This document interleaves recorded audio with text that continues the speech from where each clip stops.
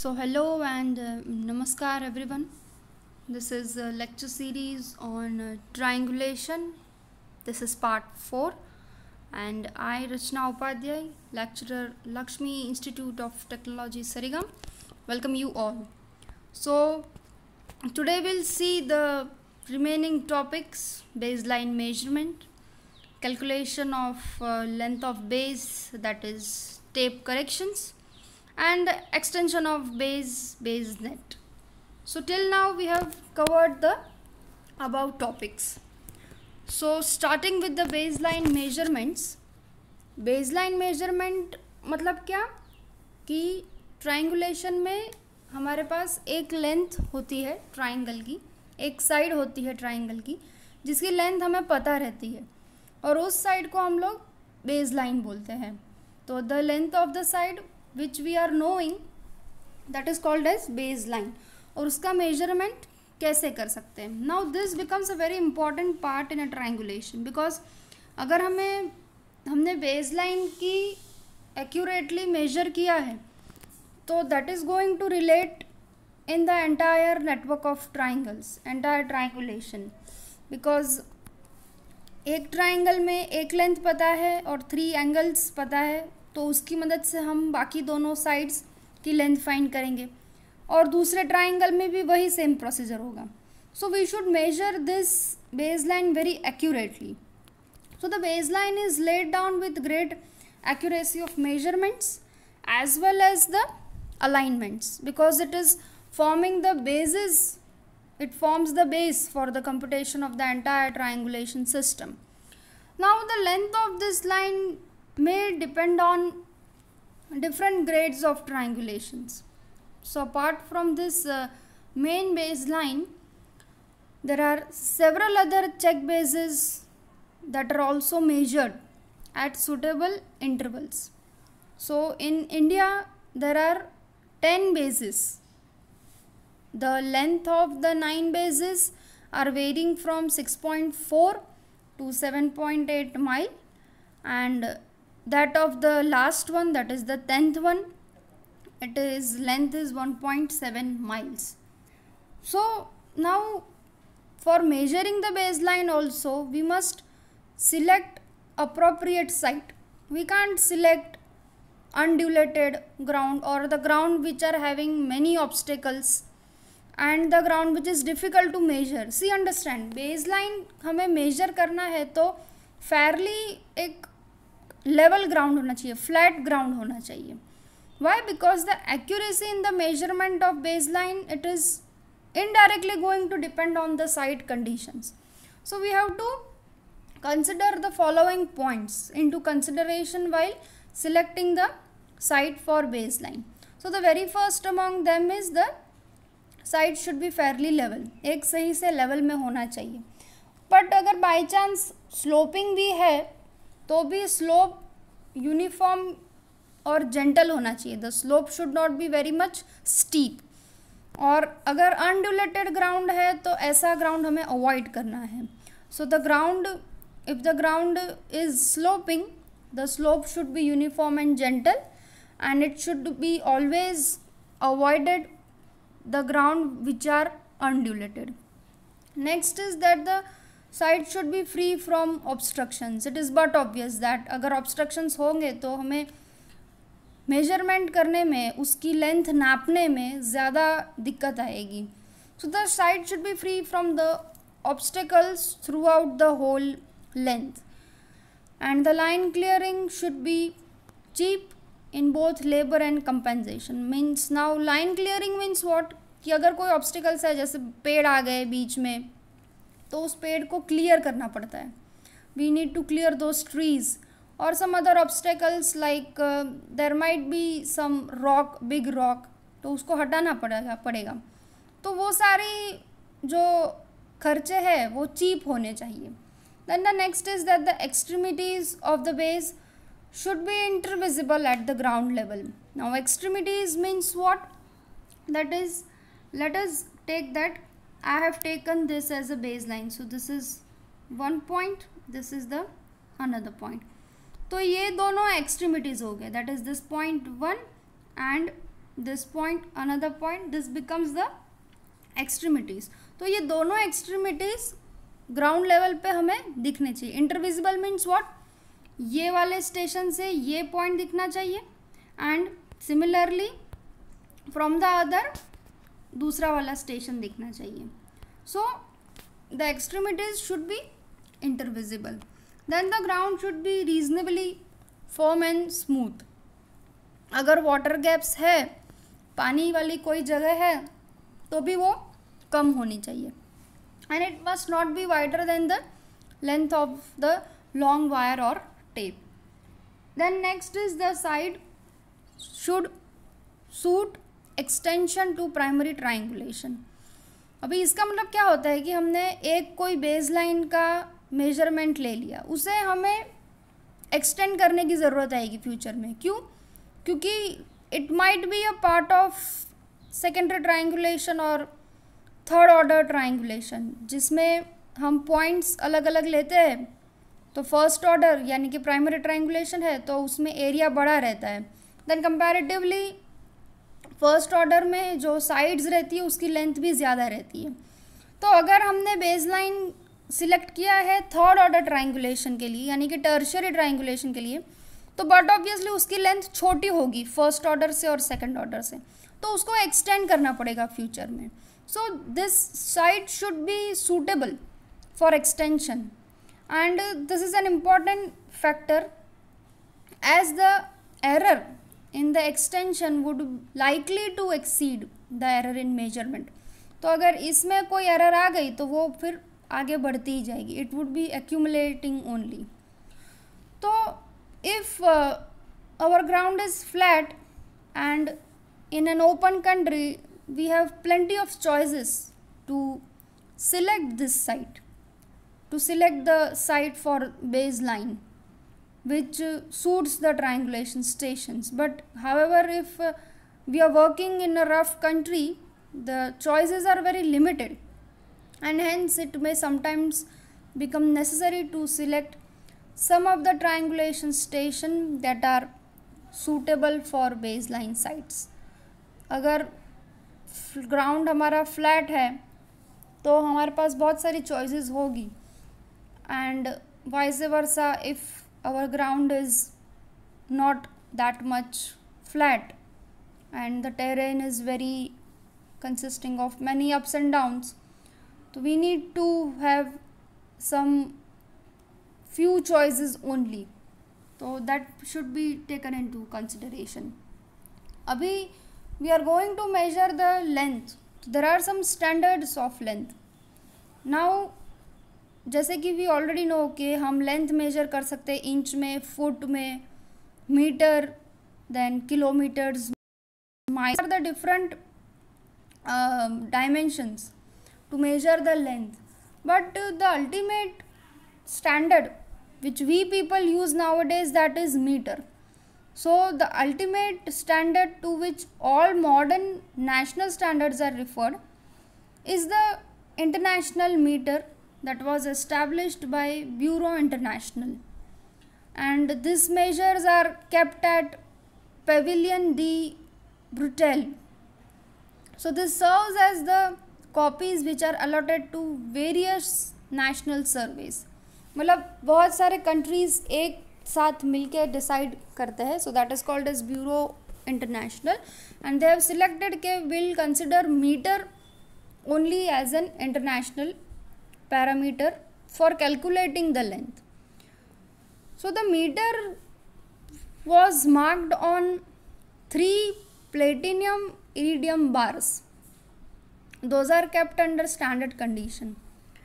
Now this were having the disadvantage that जब भी temperature changes आते हैं, so as these bars were made of metal, तो उनके dimensions में continuously there were some small secular change.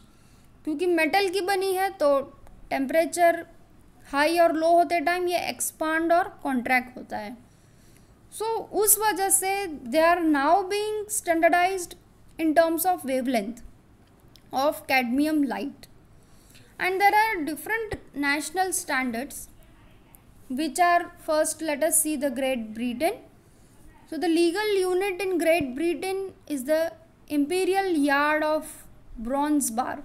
So these people use bronze bar with gold plugs which are kept at the Board of Trade in London. So the conversion goes on like this, that is 1 imperial yard that is equal to 0.914 legal meters, and that is equal to 0.914 international meter. Then the United States have the conversion as 1 meter equals to 39.37 inch. And then we have Indian version, that is the Indian way of calculating. So that is computed in the term of old 10 feet bar, that is designated as A, and that was being measured in the times in 1840s to 1870s.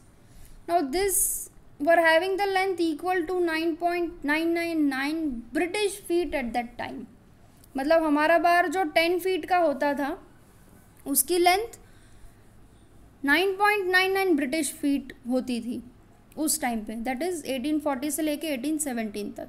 अभी modern सर्वे standards आ गए हैं जिसमें निकल metre है जो कि 1911 में आया था, एंड सिलिका मीटर है जो कि 1925 में आया था. ये दोनों देहरादून में रखे हुए हैं, and the things are standardized at National Physical Laboratory.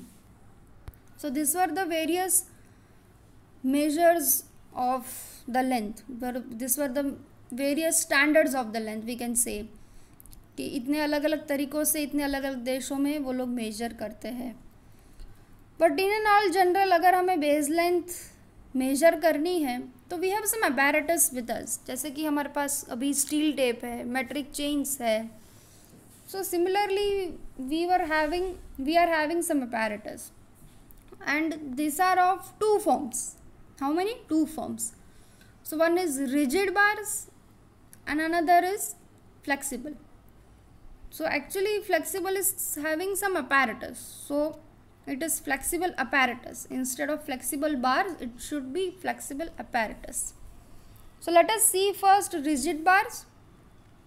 Now before the introduction of this tapes, rigid bars were used for working in highest accuracy.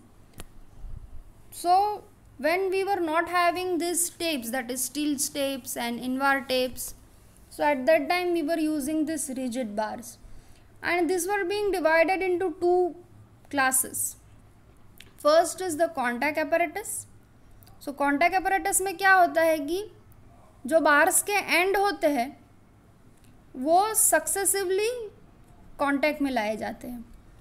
So the contact apparatus are those in which the ends of the bars are brought into successive contact. One of the example is Eimbeck duplex apparatus. The next is the optical apparatus.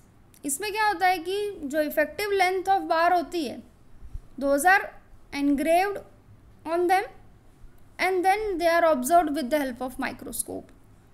सो उनकी जो effective length होती है वो already उसमें लिखी जाती है. Engraved मतलब क्या, ग्रूव किया जाता है, उसके वहाँ पे लिखा जाता है और फिर टेलीस्कोप से उसको हम देखते हैं. So one of the example is the Colby apparatus and the Woodward iced bar apparatus. Then next, depending on the way in which the uncertainties of the temperature corrections are minimized, it may be divided into following three classes. The first one is compensating base bar. Compensating base bar में क्या है कि these are designed to maintain constant length under varying temperature. और इसमें क्या है कि दो या दो से ज़्यादा मेटल्स का कॉम्बिनेशन करते हैं, मतलब हम लोग अलॉय बनाते हैं. अलॉय का मतलब क्या होता है कि दो या दो से ज़्यादा मेटल्स को मिक्स करना.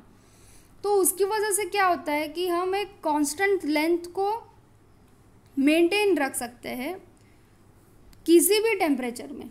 So this is the advantage of this compensating base bars. और इसका एग्जाम्पल है कॉल्बी apparatus. The next we have bimetallic non compensating base bars. तो इसमें क्या है कि 2 measuring bars थर्मोमीटर की तरह एक्ट करते हैं and as from the name itself it is bimetallic, मतलब अगेन इसमें 2 मेटल्स का यूज़ किया है. Then the example is the Eimbeck duplex apparatus and another one is Borda's rod that is based on the French system, and another one is Bessel's apparatus and that is based on German system. And next we have monometallic base bars. इसमें क्या है कि the temperature is kept constant at melting point of ice. So यहाँ पे एक ही metal use होता है, mono, as from the word itself. इसमें क्या है कि the temperature is kept constant at melting point of ice. And one of the best example is the Woodward iced bar apparatus. And another one from the Russian system we are having Strauss bar. So this is coming from the Russia, that is Strauss bar. So these were the examples of rigid bars. These were the classifications we can say. And for the flexible apparatus, why we have to use the flexible apparatus, that is in recent years the use of this flexible instrument has increased. Why? Because from this we can measure longer length. ठीक है, तो अगर कोई baseline की length लंबी है फिर भी हम उसे मेजर कर सकते हैं फ्लेक्सिबल apparatus की मदद से. और दूसरा एक एडवांटेज ये भी है कि हम इसे ज़्यादा एक्यूरेसी से काम कर सकते हैं. So the use of flexible instruments has increased first due to the longer length that can be measured at a time without any loss in accuracy. Means without accuracy को बिना कोई हार्म पहुंचाए हुए हम लेंथ फाइंड कर सकते हैं. So this flexible apparatus may consist of tapes that might be either made up of steel or Invar tapes. They might be either made of brass also. So Invar is what? It is an alloy of steel and nickel. तो Invar में 36% का निकल होता है. So this apparatus has the following some advantages. There are some advantages over the rigid bar, that is we already know. First one, that is due to greater length of the flexible apparatus we have wider choice of base site. हमें site selection की भी choice ज़्यादा मिल सकती है. And since the rough ground is wider, water gap can also be utilised. The another advantage is that speedily काम कर सकते हैं, क्विकली काम कर सकते हैं एंड खर्चा भी कम हो सकता है. So the speed of the measurement is quick and it is less expensive. Another advantage is that longer bases can be used and more check bases can be introduced at closer intervals. अब ये check bases क्या है कि हमने baseline अलग अलग जगह पे बना दी तो उसके छोटे छोटे टुकड़ों में डिवाइड कर देते हैं चेक करने के लिए. उसको हम लोग क्या बोलेंगे? चेक बेस बोलेंगे. And this is introduced at closer intervals, मतलब छोटे छोटे टुकड़ों में. So the flexible apparatus consist of steel tapes, Invar tapes, and sometimes they also use the brass wires also. Then there are some equipments which we use for baseline measurement. So the equipment for baseline measurement by flexible apparatus, those generally consist of 3 standardized tapes. So out of these 3 tapes, one is used for the measurement, field measurement, another 2 are used for standardizing the field tape at suitable intervals. अभी standardizing the field tape मतलब क्या कि एक tape से हम continuously measurements ले रहे हैं. अभी क्या होगा कि थोड़ी देर के बाद उसमें कोई ना कोई करेक्शंस आने शुरू हो जाएंगे टेम्परेचर की वजह से.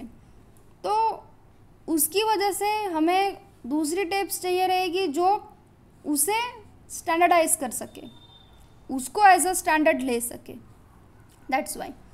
Then next are straining device, then tripods or stakes, then we require steel tape for spacing the tripods.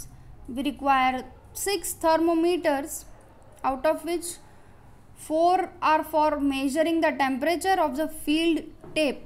सिर्फ टेप का टेम्परेचर मेजर करने के लिए 4 थर्मोमीटर चाहिए और 2 चाहिए उसको स्टैंडर्डाइज करने में.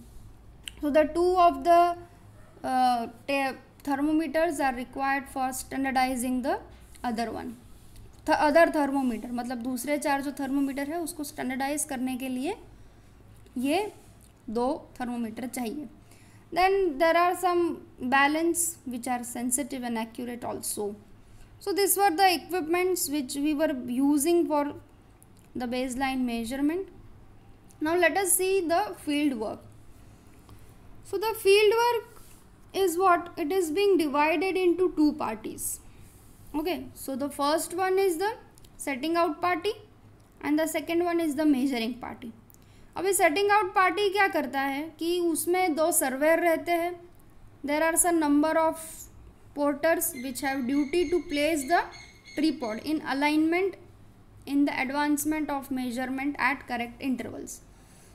मतलब बेस लाइन आपकी जैसे जैसे एक्सटेंड हो रही है वैसे वैसे ट्रिपॉड अलग अलग जगह पे अलग अलग इंटरवल्स पे रखने पड़ेंगे. तो उसके लिए कुछ लोग चाहिए और 2 सर्वेयर रहते हैं. ये सेटिंग आउट पार्टी की बात हो गई. अभी मेजरिंग पार्टी में क्या होगा कि 2 ऑब्जर्वर रहेंगे, रिकॉर्डर रहेगा, एक लेवलर रहेगा, स्टाफमैन होगा और इसमें एक्चुअल मेजरमेंट्स लेने होंगे. तो सबसे पहला स्टेप हमारा है वो है कि सारे ऑब्स्टिकल्स को क्लियर करना और एंटायर जो साइड है हमारी उसको अलग अलग सेक्शंस में डिवाइड करना. अभी ये सेक्शंस या तो आधे किलोमीटर या 1 किलोमीटर के हो सकते हैं, तो ही हमारा काम एक्यूरेटली होगा. So the sections in which the site is divided that is half to 1 kilometre in length और उसको एक्यूरेटली अलाइन भी करना पड़ता है with the help of transit. Now whenever the alignment changes, the stout posts are driven firmly in the ground.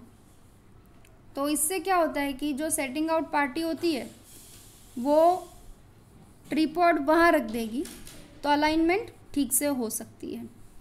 तो इसके लिए we can have the 2 apparatus, that is first is measurement on Wheeler's method, that is by Wheeler's baseline apparatus, and another is Jederin's method. So ये 2 method से हम लोग alignments जो हो रही है मेजरमेंट्स में वो सही कर सकते हैं. सो फील्ड वर्क ऐसे आगे बढ़ता है कि पहले हमें सारे ऑब्स्ट्रक्शंस क्लियर करने रहते हैं and then we can divide the entire people into 2 different groups and work can be further carried out. So now next baseline पता कर लिया कि कैसे मेजर होती है, कौन से apparatus है, वो सब देख लिया. अभी सिर्फ बेसलाइन मेजर करना इम्पॉर्टेंट नहीं है, जैसे कि हम लोगों ने देखा कि उसको एक्सटेंड भी करना पड़ता है. So what is that extension of base? Let us see. So the baselines जो हमने की है वो हम लोग कैसे रखते हैं? जनरली शॉर्टर रख के, ताकि एक्यूरेसी ज़्यादा है. और जनरली होता क्या है कि एंटायर जो ट्राइंगल बनता है तो उसमें बेसलाइन थोड़ी सी शॉर्ट ही रहती है. So the baselines are usually much shorter than the average length of the triangle sides. वो किस वजह से होता है? पहला रीज़न तो ये है कि it is not possible to get that much favourable site for a longer base. मतलब अगर हमारी बेसलाइन की लेंथ ज़्यादा हो गई तो साइड उतनी फेवरेबल होनी चाहिए, उतनी दूर तक साइड जो है हमारी प्लेन रहनी चाहिए. तो that is not possible. And second thing is that sometimes it becomes difficult and expensive to measure such a longer baselines. So we must connect short baselines and extend them. So here the badly conditioned figure must be avoided. और वो कैसे avoid हो सकती है? हम base line को series में expand करें। ये जो ट्राइंगल्स बनेंगे ग्रुप में, उसे हम कहते हैं base net. So whenever we are connecting the comparatively shorter baselines to the main triangulation, the badly conditioned figures are to be avoided by expanding the base in a series of stages। मतलब छोटे छोटे sections में उसको expand करते जाना है। वैसा करते करते एक स्टेज कंप्लीट होगा, फिर दूसरा स्टेज, फिर तीसरा स्टेज, ऐसे धीरे धीरे आगे बढ़ना है, धीरे धीरे एक्सटेंड करना है बेस लाइन को। तो इस तरह करते करते पूरा एक ट्राइंगल्स का ग्रुप फॉर्म हो जाएगा। उसे हम क्या कहेंगे? उसे हम बेस नेट बोलेंगे। So there are greater variety of extension layouts, पर पहले कुछ पॉइंट्स है जो हमारे दिमाग में होने चाहिए कि कौन सा लेआउट हमें लेना चाहिए। So I will show you some figures कि जो लेआउट्स अप्रोप्रिएट है वो मैं आपको फिगर दिखाऊंगी। बट उससे पहले let us see some points which should be kept in our mind to select the layouts. So the first one among them is that the small angles opposite to the known side must be avoided. तो जो हमारी base line है उसके opposite में अगर कोई small angle है तो हमें उसे अवॉइड करना है। And the net should have sufficient redundant lines to provide 3 or 4 side equations within the figure itself. Now subject to the above both, it should provide the quickest extension with fewest stations। मतलब कम से कम station में extension आगे जल्दी बढ़ना चाहिए। This is what it means. Now for this will understand this extension of base with the help of this figure. So यहाँ पे क्या है कि ए बी हमारी बेस लाइन है जिसकी लेंथ हमें पता है और उसे एक्सटेंड करना है। तो ये जो ए बी लाइन है वो हमें एक्सटेंड कर दी है। इसको हम एक्सटेंड कैसे करेंगे कि हम पहले तो 2 स्टेशन ले लेंगे। एक स्टेशन ले लेंगे ई, दूसरा स्टेशन ले लेंगे एफ। और कैसे लेंगे कि ट्राइंगल ए ई बी और ट्राइंगल ए एफ बी वो दोनों वेल कंडीशन ट्राइंगल हो जाए। हमें दोनों स्टेशन कैसे लेने हैं? Either side of A B लेने हैं। मतलब ए बी लाइन के दोनों तरफ एक एक स्टेशन लेना है और ऐसे लेना है कि दोनों वेल कंडीशन ट्राइंगल बन जाए। और नेक्स्ट स्टेप क्या करेंगे? हम ए बी की लाइन में ही with the help of theodolite हम एक पॉइंट चूज करेंगे सी, जिससे ई और एफ दोनों विजिबल हो और ट्राइंगल ए ई सी और ट्राइंगल ए एफ सी ये दोनों ट्राइंगल वेल कंडीशन होने चाहिए। कैसे करना है? पहले तो ई और एफ पॉइंट को, ई और एफ स्टेशन को लोकेट करना है। फिर ए बी की लाइन में ही थियोडोलाइट की मदद से स्टेशन सी को चूज़ करना है और स्टेशन सी को ऐसे चूज़ करना है कि वो स्टेशन से ई और एफ दोनों दिखाई देने पड़ने चाहिए। और इन सब बातों में we must not forget that the triangles which we are trying to make those should be well conditioned triangles. उसके लिए क्या होना चाहिए कि अगर angles at, let me erase everything, okay, so our figure is clean again, we can move further। तो अगर angle at A, then angle at E, angle at F and angle at C, अगर ये सारे angles near about 45 हुए तो जो यहाँ पे एंगल फॉर्म हो रहा है, मतलब ये एंगल, एक ये एंगल, एक ये और एक ये, तो ये सारा एंगल फॉर्म हो गया अराउंड 90. तो this will form the set of triangles which will be well conditioned. So ultimately our motto is to form well condition triangles and nothing else. अभी क्या होगा कि triangle in our triangle AEB, we know this side, we know the length of AB.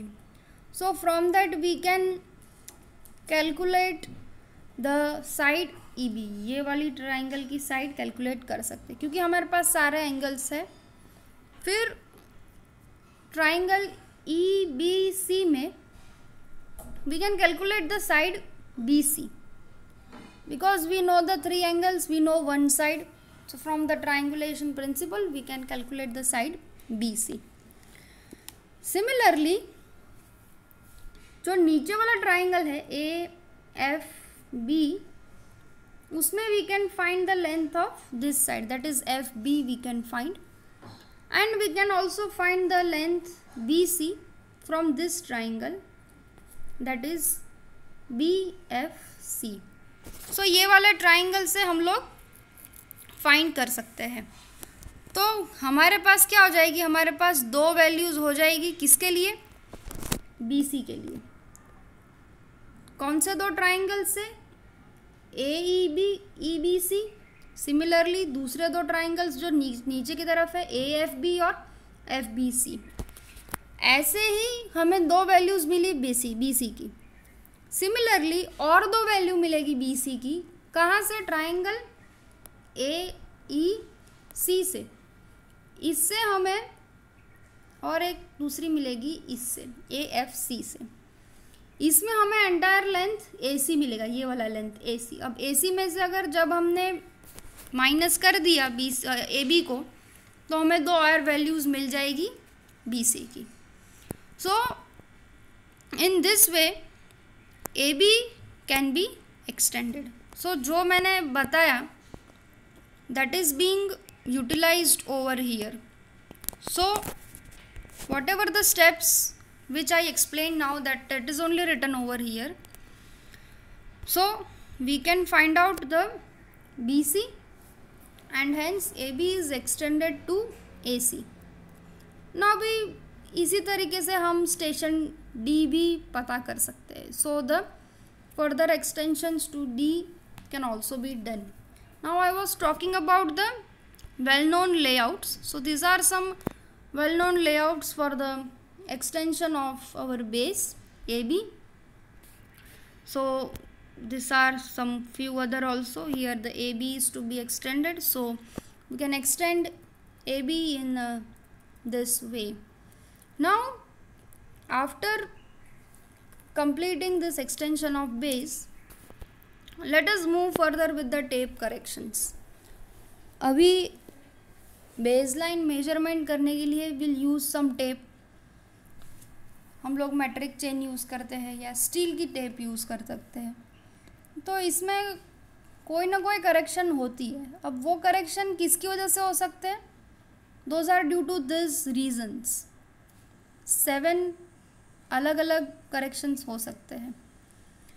So correction is due to the absolute length, then temperature, pull और tension is due to sag, it is due to slope, then correction for alignment, and last one it is correction for mean sea level. So let us in detail see them one by one.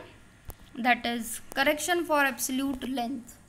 Now absolute length मतलब क्या कि जो actual length है वो, मतलब अगर 20 metre की chain है तो वो 20 मीटर की ही है. अभी उसमें जैसे जैसे टाइम जाता है वैसे वैसे उसकी थोड़ी लिंक्स खुल जाती है, थोड़ा बहुत एक्सपांड होता है उसका मटेरियल, तो वो लेंथ वो या तो बढ़ जाती है या तो कॉन्ट्रैक्ट हो जाती है. बट एक्चुअल लेंथ मतलब जो हम लोग एक्चुअल ले रहे हैं वही, अगर 20 मीटर की है तो 20 मीटर की अगर एक्सपांड हो गई है 5 सेंटीमीटर से तो उसकी लेंथ हो जाएगी 20.05. सो एक्चुअल लेंथ मीन्स जो लेंथ हम लोग मेजर, जिस लेंथ से हम मेजर कर रहे हैं वो. So if the absolute length of the tape that is not equal to its nominal length मतलब क्या कि जो एक्चुअली रहना चाहिए वो, लाइक लेट अस से फॉर एन एग्जांपल कि अगर कोई 5 मीटर की टेप है जिसका बाय कंपनी से 5 मीटर ही आया है, लेकिन हम लोग यूज़ करते करते करते करते उसकी लेंथ हो गई है 5.02, मतलब 2 सेंटीमीटर वो एक्सटेंड हो गई है। तो जो 5.02 आया वो होगा एक्चुअल लेंथ, और जो 5 मीटर था वो हो जाएगा उसका डेजिग्नेटेड लेंथ या नॉमिनल लेंथ। तो जो ऐसे करेक्शंस होते हैं उसमें क्या होता है कि अगर एब्सोल्यूट लेंथ नॉमिनल लेंथ जितनी नहीं है, वो या तो ज़्यादा है या तो कम है, तो उसको हम लोग करेक्शन फॉर एब्सोल्यूट लेंथ बोलेंगे। तो इसमें क्या है कि correction will have to be applied to measure the length of the line. Now if the absolute length of the tape is greater than the nominal length, the measure distance will be too short. अब ये कैसे कि देखिए, मुझे major करना है 20 metre, अब मेरी एक्चुअल जो है लेंथ ऑफ द टेप है वो 20.05 है। तो वो क्या करेगा कि जहाँ पे ग्राउंड पे जहाँ पे 20 मीटर होगा वहाँ पे वो कितनी लेंथ बताएगा, 19.95 मीटर बताएगा। क्यों? क्योंकि वो 5 सेंटीमीटर लंबी हो चुकी है। तो when ever the absolute length of the tape is greater, तो जो डिस्टेंस मेजर हुआ होगा वो शॉर्ट होगा, और हमें करेक्शन अप्लाई करने पड़ेंगे, एडिटिव करेक्शंस अप्लाई करने पड़ेंगे। वाइस वर्सा, अगर एब्सोल्यूट लेंथ ऑफ टेप कम है, मतलब 20 मीटर के जगह पे लेट अस से कि 19.97 है, 3 सेंटीमीटर छोटी हो गई है, तो वो क्या करेगा कि जहाँ पे ग्राउंड में 20 मीटर है वहाँ पे वो क्या करेगा, वहाँ पे वो ज़्यादा बताएगा। तो the measure distance will be great, और करेक्शन हमें सबट्रैक्ट करना पड़ेगा। तो this is the correction for absolute length, और इसका फॉर्मूला है CA equals to LC upon L। CA क्या है? Correction for absolute length. Capital L is the measured length of the line, जो मेजर किया है वो। C क्या है? करेक्शन पर टेप लेंथ, और स्मॉल l है डेजिग्नेटेड लेंथ ऑफ टेप। अभी यहाँ पे एक चीज़ है कि CA will be of the same sign as that of C। तो ऐड होना होगा तो ऐड होगा, सब्ट्रैक्ट होना होगा तो सब्ट्रैक्ट होगा। Next is our correction for temperature. नभी जब भी कोई भी टेप कंपनी में बनती है तो वो एक स्टैंडर्ड टेम्परेचर पे बनती है, but when we use over in our field work the temperature changes. So due to this temperature changes there might be some difference in the length. तो लेंथ या तो छोटी हो जाएगी या तो बड़ी हो जाएगी। तो the temperature in the field is more than the temperature at which the tape was standardised. Tape was standardised means what, कि जो टेम्परेचर पे टेप बनी थी, मतलब अगर 54 डिग्री टेम्परेचर था जिस पे टेप बनी थी, जिस पे टेप मैन्युफैक्चर हुई थी, तो उसको स्टैंडर्डाइज्ड टेम्परेचर बोलेंगे। तो फील्ड में टेम्परेचर ज़्यादा हो जाएगा तो क्या होगी, length of the tape increases. जब लेंथ ऑफ टेप इंक्रीज होती है तो क्या होता है कि डिस्टेंस मेजर करते हैं वो कम होता है और करेक्शंस एडिटिव हो जाते हैं। बिल्कुल एब्सोल्यूट लेंथ की तरह ही ये भी वर्क करेगा, सिर्फ इसमें टेम्परेचर फैक्टर ऐड हो जाएगा। Vice versa, if the temperature is less the length of the tape decreases and the measures distance becomes more and the correction which is to be applied becomes negative. The formula for correction in temperature goes on like this. It is Ct equals to alpha into Tm minus T0 into L. Now alpha is what? It is the coefficient of thermal expansion. Tm, it is the mean temperature on field. T0, that is the temperature at which the tape was standardized, and L is the measured length. Okay, so now the next correction, that is correction for pull or tension. Now again, if the pull which is applied during the measurement is more than the pull at which the tape was standardized. Again, same way, the length of the tape increases, measured distance becomes less, correction becomes positive, and vice versa it works for the pull when it is less than that at which the tape was standardized. So दोनों same ही है, difference सिर्फ pull और temperature का है, और else it is working in the same way as for the absolute length. Now the formula for that becomes Cp. Cp is the correction for pull, that is equal to P minus P0 into L upon AE, where P it is the pull applied during measurement and P0 it is the standard pull. Everything is in newtons. L is the measured length. A is the cross sectional area of tape, that is in centimeter square, and E is the Young's modulus, and that is in Newton per centimeter square. Now here the pull applied, that is the pull with whatever we are applying in the field, that should be less than 20 times the weight of tape. Now let us move further, that is correction for sag.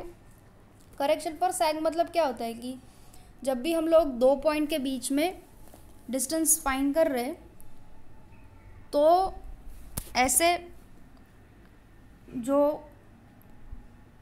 Tape हमारी थोड़ी सी लटक जाती है तो that is called as the sag. This corrections are called as correction for sag. Actual distance क्या होना चाहिए, ये जो D1 ये दिया है वो, बट क्या होता है कि थोड़ा सा कार्टनरी टाइप का हो जाता है. So because of that we have to apply correction for sag. So when the tape is stretched on supports between 2 points, it takes the form of a horizontal catenary, and this horizontal distance will be less than the distance along the curve. एक curve के shape में हो जाता है वो. And this difference between the horizontal distance and the measured length along the catenary is called as the sag corrections. Now we can also say that for the purpose of determining the correction, the curve may also to be assumed as a parabola. तो इसमें second वाली figure में as a parabola को लेके किया है. और इसका फॉर्मूला कैसा है कि CS that is the correction per tape length, that is equal to LW square upon 24N square P square. अभी ये टर्म्स क्या है, L that is the total length of tape, W it is the total weight of the tape, N is the number of equal spans, and P is the pull applied. Now here one thing we should take a note of that is the weight W, that must be equal to mass into gram, where G is taken as 9.81. okay, सो ये जो capital W है वो small w into L होना चाहिए. So that will see in numericals, but for now let us move further. So then we have correction for slope और vertical alignment. मतलब correction for slope and vertical alignment में कैसा है कि यहाँ पे आप देख सकते हैं कि जो डिस्टेंस B है वो एक्सटेंड होकर कितना हो जा रहा है L में. तो when ever in a sloppy ground जब भी हमें मेजर करना होता है दो पॉइंट्स के बीच में डिफरेंस या फिर लेंथ, दो पॉइंट्स की लेंथ फाइंड करनी होती है, तो स्लोप पे जो डिस्टेंस मिला है that will always be greater than the horizontal distance, and hence we need to apply the correction. ये करेक्शन हमेशा सब्ट्रैक्टिव होगा. और एक बात मैं आपको बताना भूल गई कि जो सैग का करेक्शन होगा, दैट इज़ करेक्शन फॉर सैग, जो हमने डिस्कस किया, वो भी हमेशा सब्ट्रैक्टिव ही होता है. किसी किसी केस में एडिटिव हो सकता है, but or else it is always subtractive. So the correction of sag is always subtractive. The correction of slope और vertical alignment it is also always subtractive. So here we can see that we have to find the distance between points A and b। अभी actual distance दोनों के बीच में कितना है, small b जितना, लेकिन sloppy ground है इसलिए हम लोग कितना करते हैं, l। तो करेक्शन इसका कैसे जाएगा, cv that is one formula that is equal to h²/2l। h क्या है, ये हाइट, और दूसरा हो जाएगा l minus l cos theta, और in other words it is l into 1 cos theta, और 1 cos थीटा को sin² थीटा बाई 2 में डाल सकते हैं, so it is 2l sin² theta by 2। The next correction is for the horizontal alignment। horizontal alignment में क्या है कि कभी कभी जो स्टेशन होता है उससे थोड़ा दूसरी तरफ, या मतलब इधर लेफ्ट साइड और इधर राइट साइड हम लोग टेप का लोकेशन लेके जाते हैं। तो करेक्शन ऑफ हॉरिजॉन्टल अलाइनमेंट में 3 तरह के करेक्शंस हो सकते हैं। पहला तो बैड रेंजिंग और मिस अलाइनमेंट, मतलब जो मैंने अभी बात की वो लेटस, जैसे कि इसमें लेटस से कि हमारा एक्चुअल पॉइंट है C, लेकिन हमने जो अलाइनमेंट किया है वो पॉइंट B के लिए है। तो if the tape is stretched out of the line, मतलब हमें करना था अलाइनमेंट AC लाइन के लिए, लेकिन हमने किसके लिए कर दिया, AB के लिए कर दिया, तो जो डिस्टेंस मेजर हुआ होगा that will be obviously greater, तो the distance will be more and hence correction will be negative. So this figure shows the effect of wrong alignment, जिसमें AB capital L is the measured length that is along the wrong alignment। तो ये alignment गलत है और correct alignment कौन सी है, AC है। So यहाँ पे इसका correction कैसे जाएगा, CH equals to D² into 2L। So bad ranging या मिसअलाइनमेंट के लिए करेक्शन कितना हो जाएगा, CH equals to D²/2L, and this is negative. Next is deformation of tape in horizontal plane. So now if the tape is not pulled straight and the length L1 of the tape is out of the line by amount D, so at that time the correction is CH equals to D²/2L1 plus D²/2L2. So this is due to the deformation of the tape in horizontal plane. Then next one is due to the broken base. broken base का मतलब क्या है कि कभी कभी कोई obstructions आने की वजह से इट इज़ नॉट पॉसिबल कि हम एक कंटिन्यूस स्ट्रेट लाइन सेट करें, और इसे हम कहते हैं broken base. So whenever due to some obstructions it may not be possible to set out the base in one continuous straight line, and therefore such a base is called as the broken base. So ये figure में हमें so broken base में क्या है कि कोई obstacles आने की वजह से we may not be able to measure the correct length, and the formula goes on like this, that is CH equals to A plus C minus B, and it is always subtractive. Now next one is our reduction to mean sea level. Now we know one thing कि हमारे सारे जो measurements होते हैं वो हम लोग MSL level से लेते हैं, मतलब mean sea लेवल से लेते हैं। So the measured horizontal distance should always be reduced to the distance at the mean sea level, and this distance is called as the geodetic distance. So if the length of the base it is to be reduced to the mean sea level, then the calculated length of the other triangulation lines, मतलब जो बाकी की भी triangle की sides है, that will also be corresponding to the same way. मतलब अगर एक बेस है, उस बेस लाइन है, एक बेस लाइन है जिसकी लेंथ हमने रिड्यूस कर दी है किसके रिस्पेक्ट में, MSL के रिस्पेक्ट में, तो जो बाकी की जो ट्राइंगल की साइड्स है उसको भी हमें रिड्यूस करना पड़ेगा। अभी ये कैसे होता है ये देखिए, यहाँ पे ये फिगर में दिया है कि L क्या है, दैट इज एक्चुअल लेंथ, और D है, दैट इज क्या है, D is our geodetic length, मतलब which is reduced at mean sea level.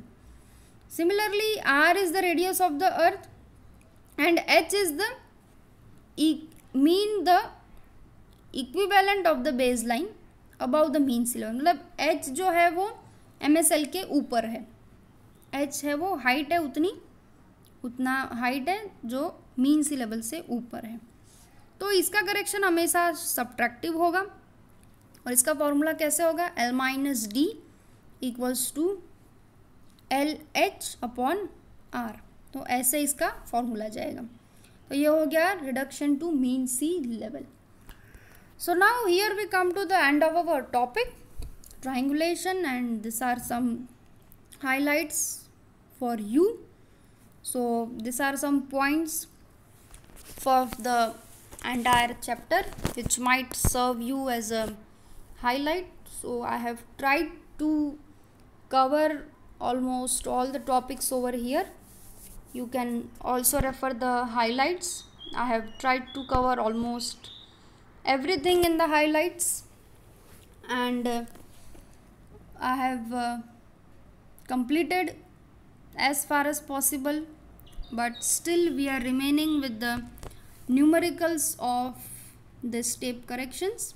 So in next video we shall see that also. So these are some few reference books which you might refer. Apart from this, there are also many other local publishing books. You may refer to any of the books which might be comfortable to you. I have used here B.C. Punamiya volume 2. So you can use any book which you may feel comfortable, which is easy at your perspective. So thank you for listening and understanding.